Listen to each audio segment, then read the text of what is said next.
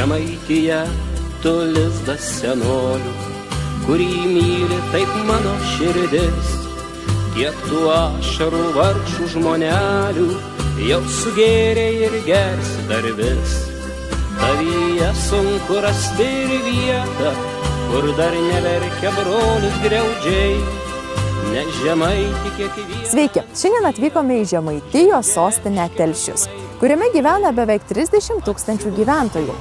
Be to, kad tai labai gražus miestas, sako, čia vis dar gyvena meškos. Ar tai tiesa? Keliaukime ir sužinosime. Žemaitija, tu mano mieliausia, kasgi priežastim tavo vargų. Ar užrūstinai tėvą aukščiausią, kad savų nepaduočia vaikų. Mes esame pačiame Telšių centre ir šalia mane žmogus, ponas Algirdas, kuris šiandien ves ekskursiją ir papasakos apie gražiausias ir svarbiausias šio miesto vietas. Tai kaip šiandien gyvena Telšiai? Telšiai, man atrodo, gyvena visai neblogai. Negali miestas stovintis ant 7 kalvų gyventi blogai. 7 kalvos, yra toks labai svarbus, dėmuo. Įsivaizduojate, kaip nepasisekė Šiauliam, jie gana lygus yra, taip? Sostiniai būtų, labai sudėtingai lygiam mieste yra, tai 7 yra toks legendinis ženklas, nes ir Roma stovi ant 7 kalvų, ir Vilnius stovi ant 7 kalvų. Ir aišku, vienareikšmiai Telšiai stovi ant 7 kalvų. Tai miestas, turintis, labai aiškias ambicijas, labai gilią ir seną istoriją, turintis galimybę pasakoti ne tik savo istoriją, kaip miesto istoriją, bet ir istoriją unikalaus, istorinio, kultūrinio regiono, kurį, mano supratimu, turime tikrą europietišką regioną, turime vieną Lietuvoje. Kada pradėjau Telšiuose prieš 32 metus, tai vyko, atsikėliau jaunas studentas, tai miestas buvo avaringiausias miestas Lietuvoje, neturėjo senamiesčio, ežeras buvo absoliučiai užterštas ir nebenaudojamas visiškai, kaip sakant, vienas nuo kito nusisukę kaip kaimynai, kurie negali pakeisti savo dislokacijos, bet ir negali kalbėtis. Iš pradžių miestas savo, ežeras savo. Lygiai taip pat mieste rezidavo tokia tuo metu labai garsi mokykla kaip Telšių technikumas, kuri buvo nuometiniai Sovietų Sąjungos erdvėj viena iš kiečiausių, mokyklų, profesinio meno mokykla. Tai mes turėjome tik vieną nebaigtą skulptūrą mieste. Tai senamiesčio nebuvo, skulptūrų neturėjom, ežeras užterštas ir miestas absoliučiai nugyventas. Ir šiandien mes po truputėlį praeisim ir pasižiūrėsim, ką mums pavyko per 30 metų, 32 metus. Čia dirbau rajono vyriausiu architektu. Po truputėlį, matant tą tikslą, gerbent istoriją, gerbent to krašto kultūrą, tradicijas, ką pavyko padaryti. Žemaitija, tu mano mieliausia, kasgi priežastim tavo vargų. Kas yra Telšiai? Ar daug kas žino, pavyzdžiui, iš žiūrovų, kad Telšiuose yra net 3 aukštųjų mokyklų padaliniai? Kad čia reziduoja kaip Vilniuje, vieninteliai vyskupijoje reziduoja 2 vyskupai. Kad čia yra katedra, kad čia turime mažąją taip vadinamą bažnytėlę, kad čia turime ortodoksų bažnyčią, o prieš karą čia buvo net ir kirchė, tai yra liuteronų bažnyčia, buvo 5 sinagogos. Čia rezidavo prieš karą, tarpukarį, tiksliau reikia sakyti, Lietuvos vyriausias rabinas, ne Kaune, ne Šiauliuose, ne dar kur nors, bet Telšiuose. Čia buvo, labai garsi žydų, mokykla Ješiva mokykla, kuri buvo universitetinio lygio mokykla. Taigi, pavyzdžiui, jau prieš karą buvo 2 aukštosios mokyklos Telšiuose. Ir neatsitiktinai matyti, kad tarpukarį miestas buvo įgavęs labai didelį spartų pagreitį vystytis. Ir dėl to mes turime tokių įvairių labai įdomių posakių, kuriuos mes panaudojam mūsų gyvenime. Pavyzdžiui, Telšė kap Šiaulė, Veini mūra. O yra dar tolimesnis Telšė kap Naujorks, tik nama mes stovau, o gol. Tai arba Telšė kap Roma, stovau ant 7 kalvų. Tai va daugybė tokių yra legendinių, reiškia, dalykų, prie kurių mes ne tik kaip prie istorijos, bet ir prie tų legendų, posakių mėginam kabintis, išiškindami miesto tapatybę. Ypatingai pokaryje įgauna labai svarbu, reiškia, sakykime, statusą ir tampa iš tikrųjų tą dominuojančią visame regione tokią kultūrinę, reiškia, vieta, kurioje telkėsi labai daug žmonių. Pavyzdžiui, vien tarpukarį, kaip minėjau, be katedros, bažnyčios, kirchės, cerkvės, 5 sinagogų, pažiūrėkit, 8000 gyventojų tada gyveno. Vien bažnyčių koloritas, veikia teatras, reiškia, buvo 2 simfoniniai orkestrai.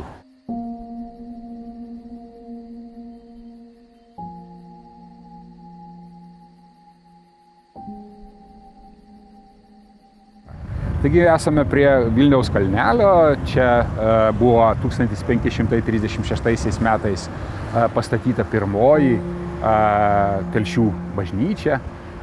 Iš tos bažnyčios mes netgi turime unikalų varpą, reiškia, 16 amžiaus, reiškia, vidurio, kuris dabar yra katedros bokšte. Ir čia jisai skamba? Ne, jisai neskamba, jis dabar guli kaip, reiškia, eksponatas, reiškia, bet ten reikia palipti, reiškia, ten yra daug aukščiau negu į Gedamino pilį lipti, aš jūsų nevarginsiu.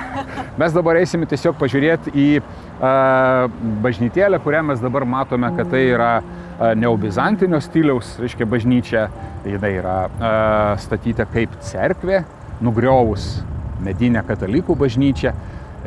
Ir labai unikalu, kad, reiškia, beveik 100 metų vyko didžiuliai teismai, netgi caro valdymo laikotarpyje, susigrąžinant šitą erdvę.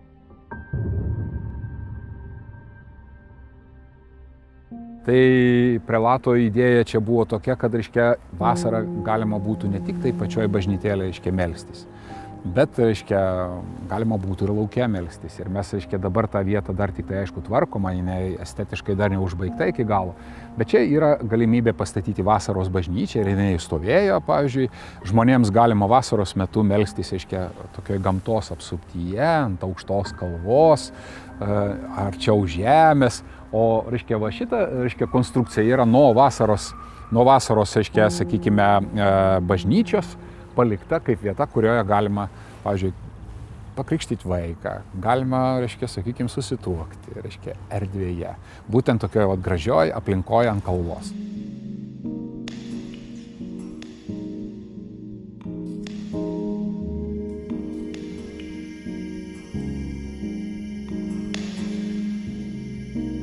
Miestas ir ežeras, reiškia, kaip minėjau, reiškia, ne tik buvo susipykę. Nebuvo galima matyti ežerą, kad miestas turi ežerą. Galima buvo pravažiuoti per visus Telšius ir neįtarti, kad miestas yra prie ežero. Tai vat mėginom, reiškia, tą kimsynais apaugusią pakrantę savaiminukais, reiškia, kurie iš tikrųjų, reiškia, jokios estetikos, reiškia, jokio, kaip sakant, ne tik estetinio, bet ir, reiškia, sakykime, vaizdo uždaranti, reiškia, buvo erdvė. Tai tiesiog viską pravalėm ir jūs atstovite ant vienos iš gražiausių panoramų ir mes tokių panoraminių dalykų esame mieste labai daug padarę.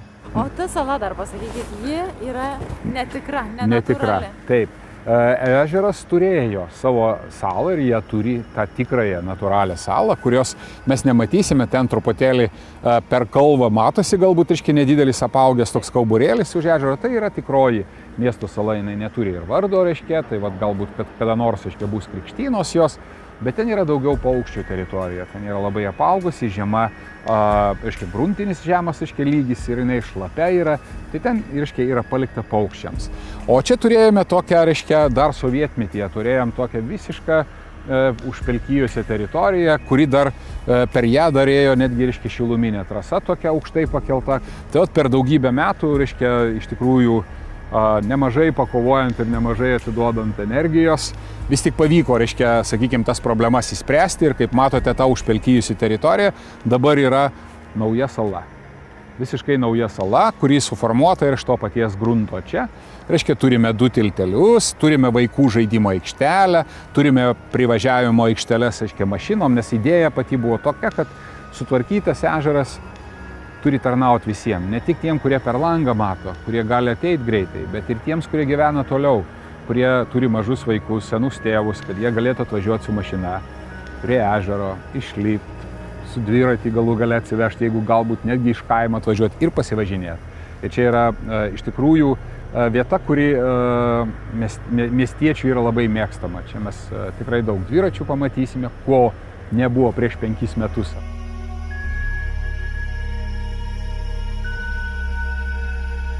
Žydų buvimo ženklai, jie yra daug kur išmėtyti, bet tikslas yra, sakau, ne gigantomanija, o būtent per žaidimą, per mažas formas, liečiamas formas. Žmonėm tokias jaukias formas, pamėginti pateikti miesto istoriją. Žiūrėkite, mes jį vadinam žyduku, šitą ženklą, bet jis blizga. Taip, o kodėl jis blizga? O idėja yra labai paprasta, kad čia yra paženklinti svarbiausiai 5 žydų pastatai, kurie mieste išlikė ir paliko, sakykime, savo pėdsaką kultūroje. O šitas yra, pavyzdžiui, prisegtas Turgaus aikštėje, taip? Ir idėja yra tokia, kad žmonėm paprastai visada trūksta pinigų, ne? Žmonės nesuvokia, kad, pinigai yra uždirbami, kad reikia iniciatyvos, kad reikia gebėjimo, kad reikia mokymo, kad reikia, rezultatas ateina tik įdėjus atitinkamas pastangas. Tiems, kurie nenori pastangų įdėti, bet nori pinigų, mes tiesiog padarėm tokį, šansą, sukūrėm šansą ir, tiesiog padėjus dešinės rankos, sakykime, pirštą ir apsukus be sustojimo 360 laipsnių kampų, biznėje reikalai, būtinai tvarkosi. Jo, nesustot 360, viskas tvarkoj. Tai vienas prietelius, iš Vokietijos bankininkas, tiesiog apsuko, pademonstruodamas, kai jis geros, formos yra fizinės, 3 kartus apsuko, non-stop, nesustodamas. 3 kartus? 3 kartus. Jis klausia, o kaip dabar? Sakau, jokių problemų, sakau, viskas įsipildys, tik tai šiuo atveju, kadangi jūs norėjot per daug, dirbsite banke ir skaičiuosit svetimus pinigus. Savų neturėsit. Lokio, arba meškos, tiksliau reikia sakyti pėdą, ir užrašą. Meška. Meška reikia sakyti meška, žemaičiai meška vadina, samogytija, užrašą lotinišką. Čia yra įdėta kaip ženklas. Jeigu kam nors kyla abejonių, kur yra sostinė, visada yra tokių, kurie abejoja kažko tai, ne? Tai mes tiesiog atvedam ir parodom, kad meška motina, kuri yra žemaičių totemas, arba legendinis globėjas, gyvūnas, kaip meška motina, paliko įspaudusi čia pėdą, kad sostinė yra čia, kad niekam nekiltų abejonės, ir lotiniškas pavadinimas, kuris leidžia žmonėm susipažįstant, pavyzdžiui, sakysim, su kartografija, ne? Su žemėlapiais, kas, domitės žemėlapiais, tai sužinosite labai unikalų dalyką, kad Žemaitija, arba lotiniškai dažniausiai žemėlapėse vadinama Samogytija, egzistuoja nuo tų laikų, kada Lietuva rašosi žemėlapėse. Tai kai rašosi Lietuva, rašosi ir Žemaitija. Ir rašosi iki pačių laikotarpių, kada mes jau labai drąsiai triname savo tapatybę, nežinau, galvodami, kad ištrinti arba suvienodinti, visi, mes būsim didesni. Atvirkščiai, mes būsime silpnesni, labiau pažeidami ir greičiau išsivaikštantis.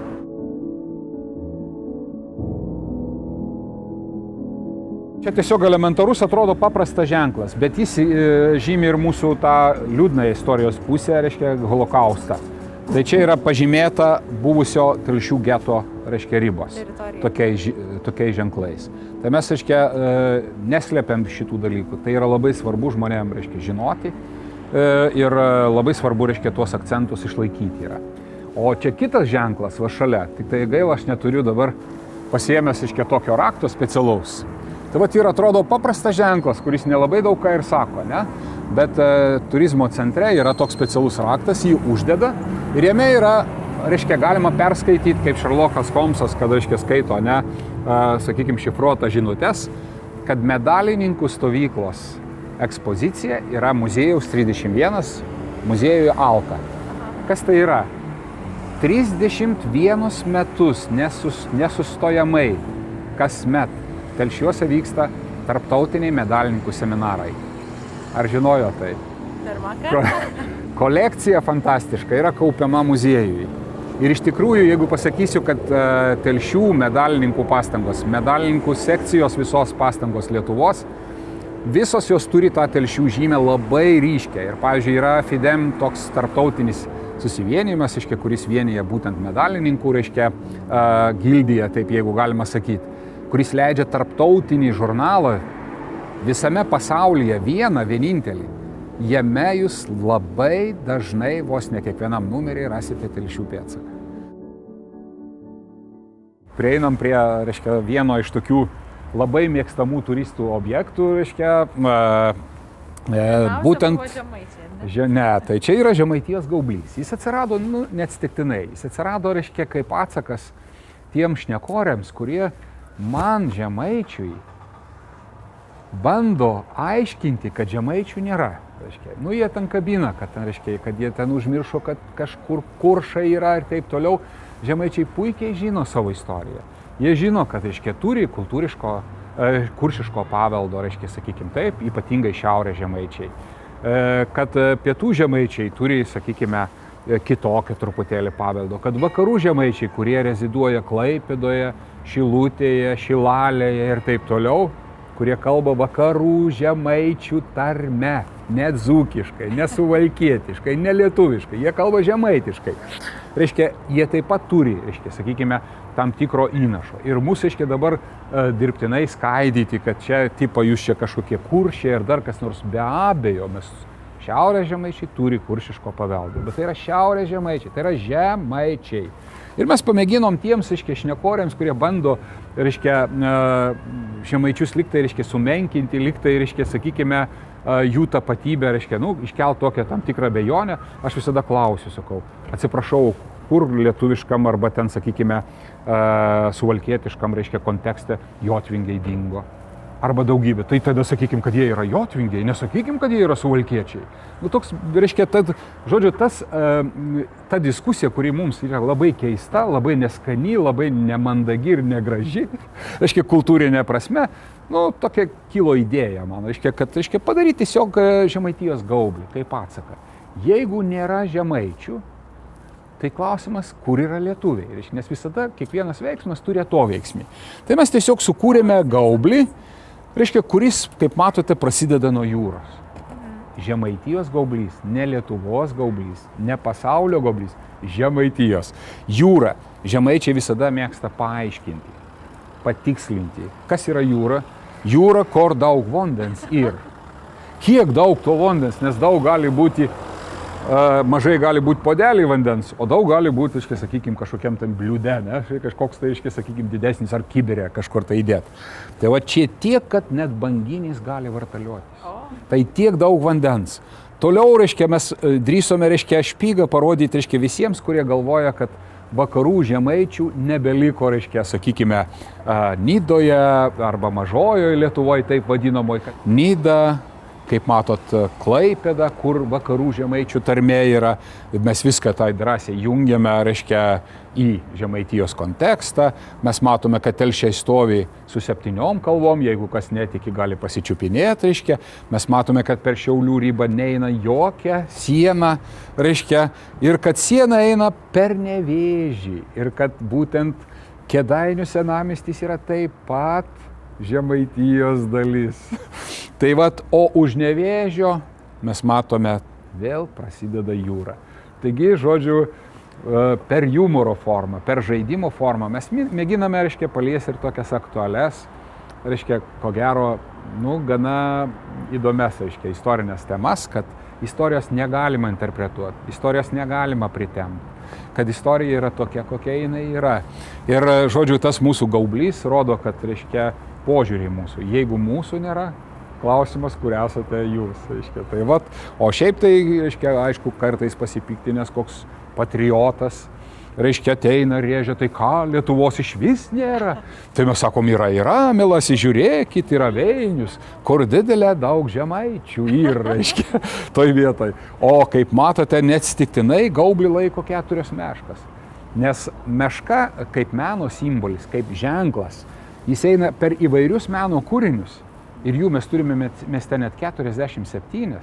Ir tai yra toks, specialiai projektuotas, mano taip sugalvotas, dalykas, kad per meškas, per tą atpažinimo ženklą mes galėtume mokinti jaunus žmonės pažinti savo kraštą. O apačioje yra toks labai subtiliai, paprastai uždėtas užrašas, kuris yra taip pat, reiškia, skirtas, reiškia, tokiam būtent žemaičio, reiškia, sakykime, charakterio pabrėžimui. Tai vat, jeigu pažiūrėtume, pirmieji žmonės buvo žemaitė. Aišku, visi iškart pasipiktina ir mes, reiškia, tame toj vietoj, kalbėdami su turistais, visada sakom, jeigu kam sunku su jumoru, labai prašom pasitraukti toliau ir šitos dalies neklausyti, nes jums bus labai skaudu. O čia yra vyskupo Vaičiaus amžinatilsį, buvo nepaprastai šiltas žmogus, puikiai gebėjęs bendrauti su bendruomenė, su žmonėm, tai jo žodžiai yra tokie. Kada Dievas sukūrė vyrą, mato, vienas vaikšto, nuobodu labai. Tada jis sukūrė, reiškia, moterį padarė pirmą klaidą. Aišku, moteris pasipiktina, ką mes klaida. Ne, vyskupas sako, jūs jokių būdų ne klaida, jūs tiesiog išėjot geresnės, cikaunesnės, reiškia, jums viskas įdomu, jūs viską norit pažinti ir taip toliau. Ir būtent tas cikaunumas ir privedė prie to, kad prikalbintas tas vyriškis buvo atsikąsti obuoliu. Atsikando vyriškis obuoliu, jam iššoko jau pažinimo akis, reiškia, nutvekstos pažinimo. Aišku, jis tampa iškart džentelmenu, jis duoda obuolį atsikąsti ir damai. Dama atsikandavo, jai poveikis tai yra daug geresnis ir daug greitesnis. Jinai pradeda žiūrėti į save, o jie tai rojų nuogi yra, taip? Į save, į vyrą, reiškia, į save, į vyrą. Įdomus, sako vyrui. Ir vyras gavo vardą Adomas, o jau vyras gavęs Adomo vardą, pakvietė savo, reiškia, damą, sako, Eiva. Ir jie nuėjo. Tai prasidėjo giminė, o jinai gavo Evos vardą. Tai kas pirmieji žmonės buvo? Žemaičiai. Tai mes, aiškiai, kada papasakojam, tai, aiškiai, turistam nepaprastai patinka. O čia yra skulptūra, taip pat vat, meno ženklas, čia, kurie, reiškia, dailininkas yra profesorius Osvaldas Nemiškis, taip pat Telšių akademijos, aiškia, arba tiksliau Vilniaus akademijos Telšių fakulteto, reiškia, dėstytojas.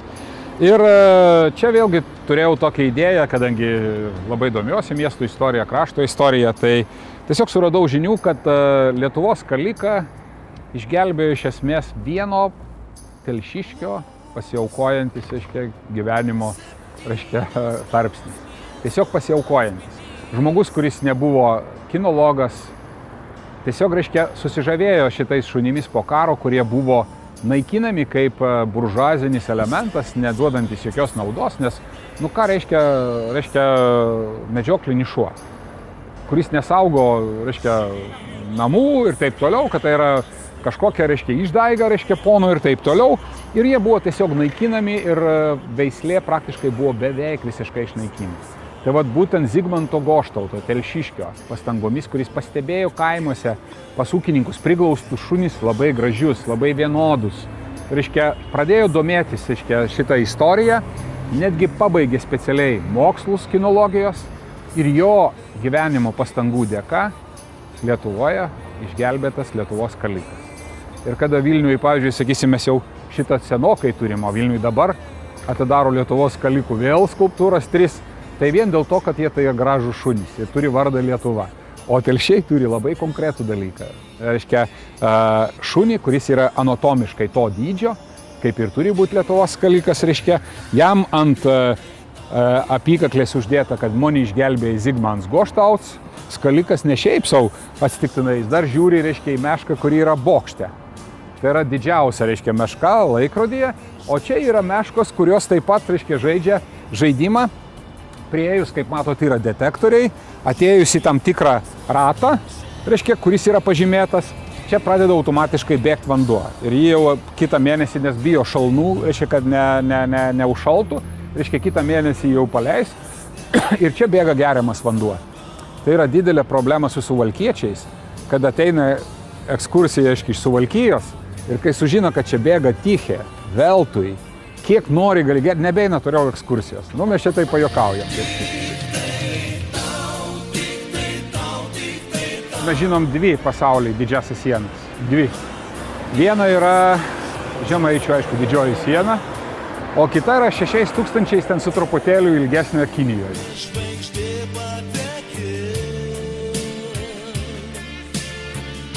Ir jeigu jūsų delnų švelniai nosis, jūs žinot, koks yra svarbus dalykas. Švelniai patrinsite meškai nosį ir pagalvosite, reiškia, kokį norite, reiškia, norą, kad išpildytų. Dažniausiai tie norai įsipildo.